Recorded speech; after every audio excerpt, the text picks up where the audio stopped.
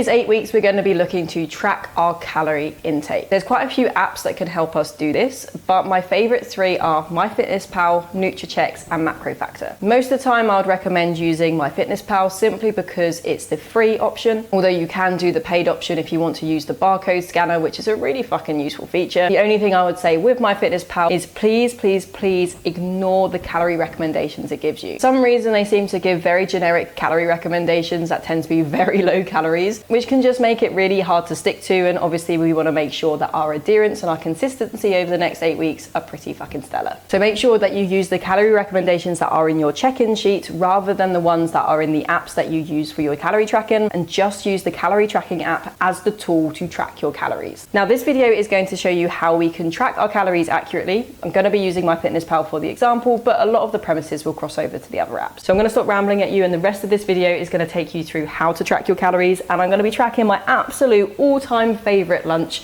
tuna pasta. Now actually I'm on holiday at the moment, so I am coming with not so many props, and so I haven't managed to find the actual scales somewhere in this kitchen, but I have body weight scales. It's very important, especially as we first start tracking our food, to weigh that shit. As you go through the process, you might get away with less weighing, especially with foods that aren't that calorie dense. For example, I don't really give a shit if you weigh your lettuce or not. It's about 3 calories in a mouthful. Whereas something like peanut butter or butter, starchy carbs like pasta and potato, it's very easy to get it horrendously wrong when you eyeball the portion sizes. So weighing these, especially when you're chasing a fat loss goal, is something that is probably worth your time. The first thing I'm going to do is I'm going to weigh the pasta. Now, a common question we get with this is, do we need to weigh shit when it's raw or when it's cooked? Now, preferably you would actually weigh it when it's cooked, because when you cook the food, it somewhat changes the property of it. For example, with pasta, water's absorbed and it gets heavier, and with chicken, it dehydrates and you lose some of the nutrients in it. You might miscalculate how much the food hydrates or dehydrates. And as I said, with dehydration, some stuff can be lost in the process.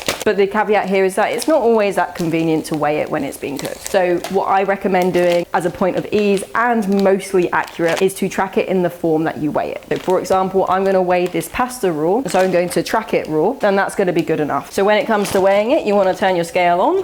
I'm just going to have to pretend to stand on this scale and see if it picks up any pasta.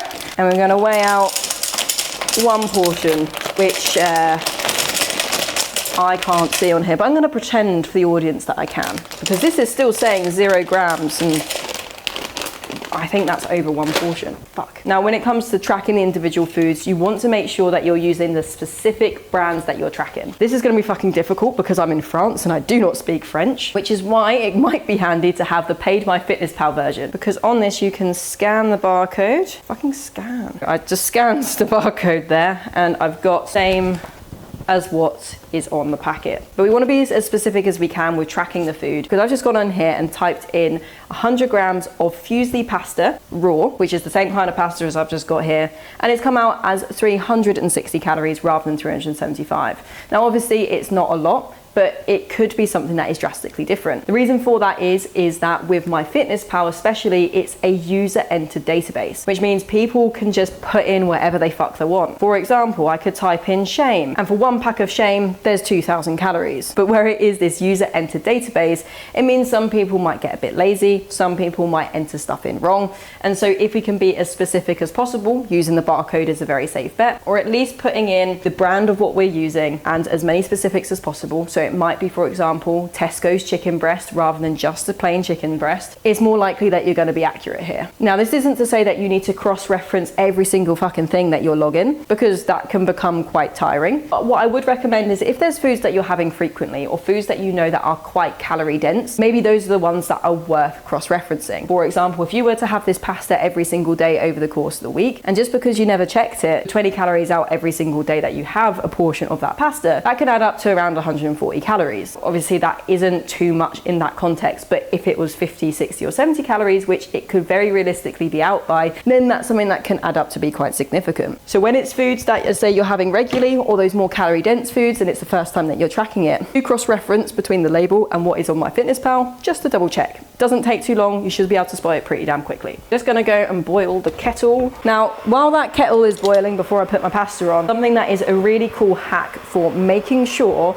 you do not forget to weigh your food, especially at the start, is to have your weighing scale just out and about. Because if it's in frickin' cupboard, it's less likely you're going to, one, remember, or two, less likely you can be bothered to walk those 2-3 yards. As humans, we are aroused by the path of least resistance. So those habits that we want to be getting better at, make it obvious. And those habits that you want to be less shit at, make those less obvious. So with the scale, make it out, put it plain in sight, so it's easy to grab whenever you're cooking whatever you're cooking, and it will only add 2 seconds to whatever it is you're doing. And some of those habits you're looking to do a little bit less of, such as munching on biscuits every single time you grab a cup of tea. Maybe put those biscuits in a cupboard up there or something. So you actually have to actively think about it. And whilst I put this on to cook, I'm going to go through making the tuna mix. Oh my god, if I just...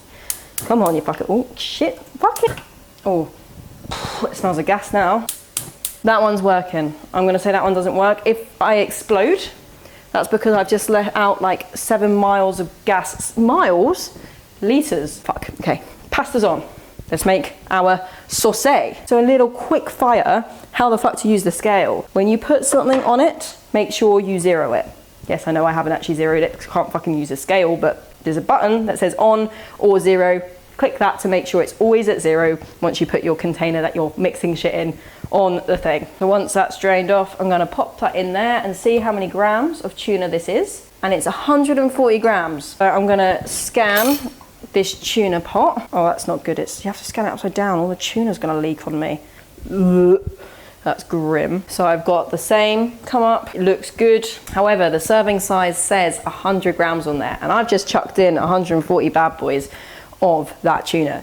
So what I'm gonna do is go on serving size, change that. Annoyingly, it doesn't have 140 grams on there because it's a pillock. So I'm gonna put it on 1 gram, and then I'm gonna go on serving size, and I'm gonna put that to 140. So that becomes 140 servings of 1 gram. Quick maths, 140 grams. And now it's time to add the mayo. Now there's a couple ways in which you could track adding the mayo. There's one, you could dollop it in, which in this context would work really freaking fine. But if you're putting condiments on the side of your plate or on top of a burger or something, and it's a bit of a pain in the ass to weigh putting it on the food that you're having, what you can do is you can zero the scale again, and then once it's at 0, you can take the dollop out that you want, and with that, the minus that is shown on the scale is how many grams it is. So imagine this said minus 20 grams, but I only want 15 grams. I can scoop it to get to a position where it says 15 grams. Again, I'm gonna scan that in there.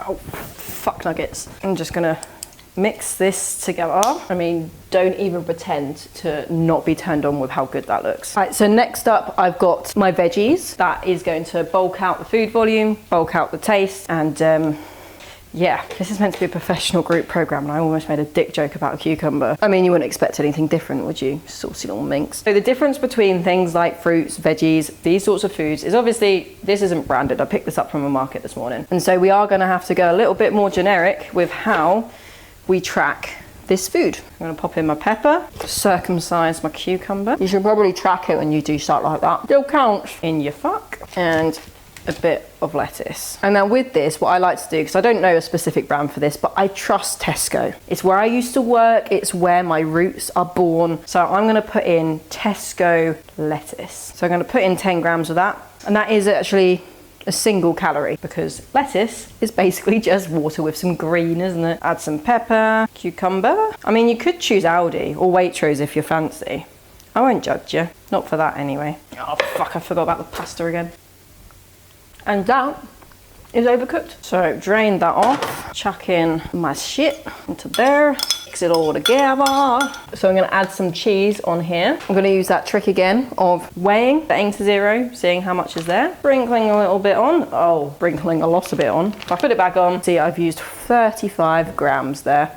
So I'll add that to my food tracker. Here we have it, my tuna pasta, bone apple queef. I think that's the saying anyway. But before I go into just a few other things that are important to consider when we're tracking our food and common mistakes we want to avoid, I just want to take a second to go through what I've just tracked here. Because this is something that could so easily be a really wicked fat loss food where it's super satiating, yummy, high protein, However, the way I cooked it, which was a little bit blasé, a bit of a free pour here, a little bit of a free pour there, the total it has come to has been around 800 calories. But if I were to say reduce the pasta to half the portion that I put in and double the amount of salad I put in here, that would very easily take away a large chunk of these calories. Or if instead of using the lovely full fat mayonnaise, which is a French delicacy, and I used Hellmann's lighter than light that gets the job bloody done, this again could have saved at least 100 calories from this meal. So from just cooking it as normal, of like, this is kind of a healthy meal that I've just whipped together, this has been an 800 calorie meal. If I made a few tweaks here and there and brought that calorie content down, it could be the same meal, similar satiation, but almost half the calories. So something to bear in mind there when we're thinking about food volume and making our calories go further for fat loss. But enough of that, we're going to talk about a few common tracking mistakes that I see people make very, very regularly, which we obviously want to avoid to make sure we're being efficient with our tracking. So one of the most common mistakes people make with tracking is just putting it into part of their day and getting to the habit of doing it. The amount of times I'll have people that go, oh, I just kind of forgot to track, or get to check-in and they quickly go back and try to remember what they had over the course of the week. You're very likely to forget shit. Like, honestly, tell me what you had for breakfast last Thursday and tell me the exact weights of which you had them. If you could do that, then congratulations, Rain Man, you got me some street creds. But